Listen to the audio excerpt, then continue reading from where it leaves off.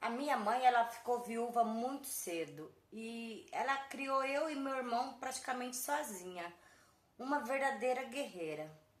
E era sempre firme ali na igreja, levou eu e meu irmão à igreja, mas eu, quando eu fiquei mocinha, eu acabei saindo da igreja, sabe? Aquilo pra mim já não fazia mais sentido. E o meu irmão continuou firme ali com ela na igreja. E eu sempre fui meia doidinha, meia louca. Resumindo, sempre tem aquela ovelhinha negra na família. E era eu. Mas, tipo assim, a minha mãe se aborrecia muito com as minhas atitudes, com o meu jeito de ser. Ficava comparando eu e meu irmão, porque o meu irmão era um rapaz direito, que era um homem decente, que trabalhador, que ia ter uma família abençoada, e eu era uma doida, sabe? Eu era tudo que. Por quê? Porque eu gostava de balada, eu gostava de viver a minha vida, na verdade, sabe? E ela achava que eu tinha que ir pra igreja junto com ela, junto com meu irmão, porque os dois, gente, não saem da igreja. A minha irmã começou a fazer um curso à noite. Tipo assim, pra ela foi quase o fim do mundo, porque a metade dos cultos ela perdia. Ela sempre pode estar indo pros cultos agora só nos finais de semana. E ela é aquela mulher que vivia socada na igreja, igual o meu irmão. E é pastor enfincado dentro de casa, é irmão, sabe? O mundo deles é isso aí. Mas pra mim tá tudo bem. E eu tenho meu namorado, é assim, deu sexta-feira, eu me mando pra casa dele e volto só no domingo à noite. E numa dessas aí, eu fui, né, como sempre, sexta-feira, meu namorado passou, pegou eu e eu fui pra casa dele. Só que chegou lá, nós acabou discutindo, sabe? Nós discutiu por bobagem. E eu acabei voltando mais cedo para casa. Não passei a noite lá, como de costume, que eu ficava. Eu ia sexta-feira depois do serviço, eu só vinha em casa, tomava banho, pegava minhas coisas e partia para casa dele. De lá a gente fazia as nossas coisas, ia para as baladas, ia encontrar os amigos. Resumindo. E nesse dia eu não fui. Era sexta-feira e eu acabei não indo. Eu fui lá, tal, nós discutiu, lá por volta de umas 10h30 eu apareço em casa. Como de costume, entro, tal, como eu tava muito chateada com meu namorado, eu fui direto pro quarto do meu irmão pra desabafar com ele, que eu gostava muito de conversar com ele me entendia, ele me ouvia, sabe? E eu fui direto pro quarto dele. Gente, quando eu abro a porta do quarto, eu dou de cara com meu irmão e o pá dele. Os dois naquele maior escândalo, sabe? Em cima da cama.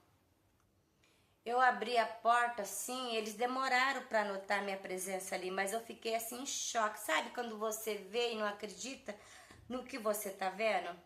Pois bem, eu fiquei assim paralisado, que eu jamais imaginei que o meu irmão, sabe, fosse, e ainda mais tendo um caso com o pastor dele, da igreja, sabe? Aquilo pra mim foi tipo surreal.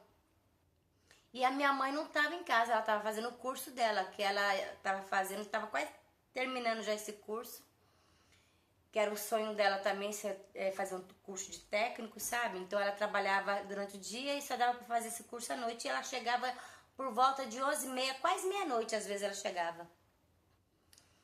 E eu me deparei com aquela cena. Gente do céu, eu fiquei assim, estatelada com o que eu tava vendo. O me viu primeiro. Quando ele viu, ele deu aquele pulo, sabe? Correu, pegou, se cobriu. O meu irmão se cobriu. Eu peguei rapidamente, saí dali, sabe? Esperei eles.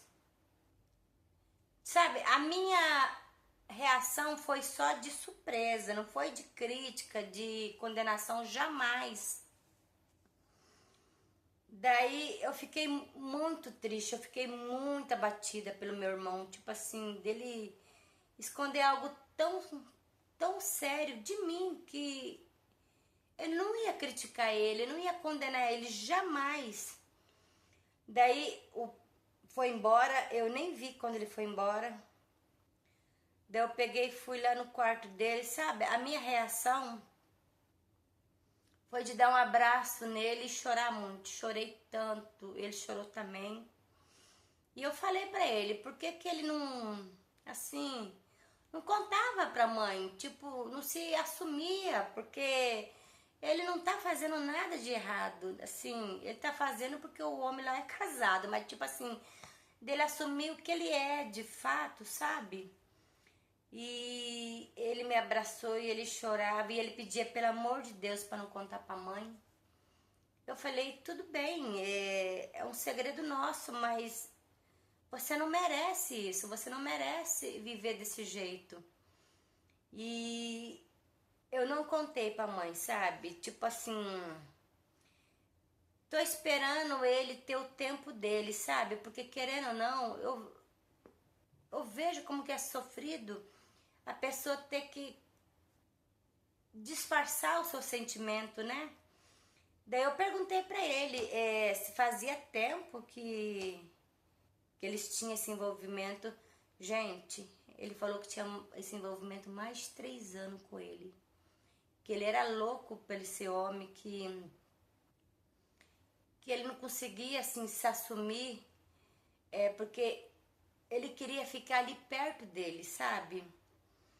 E eu fico muito triste, tanto pelo Paz, tanto por ele, quanto pela esposa do cara, porque a esposa do cara é totalmente inocente na história, não sabendo de nada, e os dois sofrendo, porque o meu irmão falou que ele ama ele, mas não pode assumir por causa do ministério, por causa dos filhos, por causa da mulher, por causa de tantas coisas.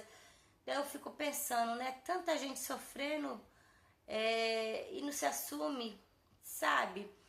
Mas eu prometi pra ele que não contava pra minha mãe. Essa história já tem mais de 4 meses que eu tô sabendo. E querendo ou não, com isso, quando a minha mãe vem falar aquelas bobageiras pra mim, eu nem ligo, sabe? Antigamente eu até me queimava, porque eu via que o meu irmão era o preferido e via que ele fazia de tudo pra agradar ela. Mas agora eu sei o porquê também ele faz de tudo para agradar ela. Porque no fundo ele se sente culpado. Acha? Ele se sente culpado de uma coisa dessa. A única culpa que ele tem é de estar enganando lá a abençoada lá, né? E essa aí é a minha história. Gente, eu achei que o meu irmão, ele não tem... Ele não aparenta nada que ele é, sabe? Aquele homem centrado, aquele homem...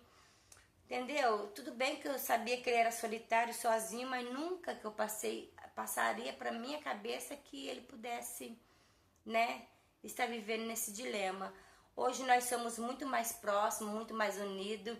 Amo muito mais o meu irmão agora e torço para que ele um dia consiga se libertar, né? Do que os outros vão pensar, porque isso, graças a Deus, eu nunca tive comigo. Tô nem aí porque os outros vão pensar. Gente, essa aí é a história dessa moça que ela mandou pra nós. É uma história muito triste, realmente. Infelizmente, ainda tem esse tabu no nosso meio, esse medo de algumas pessoas se assumir, mas espero que eles consiga, né, de uma certa forma, a se libertar. Se você tem aí sua história, mande para nós que eu vou fazer questão de contar, interpretar ela assim do meu jeito. Vou deixar alguns vídeos aqui, se vocês quiserem clicar para assistir. Aqui no canal nós temos vários vídeos que vale muito a pena conferir. Várias histórias maravilhosas, incríveis. Até mais!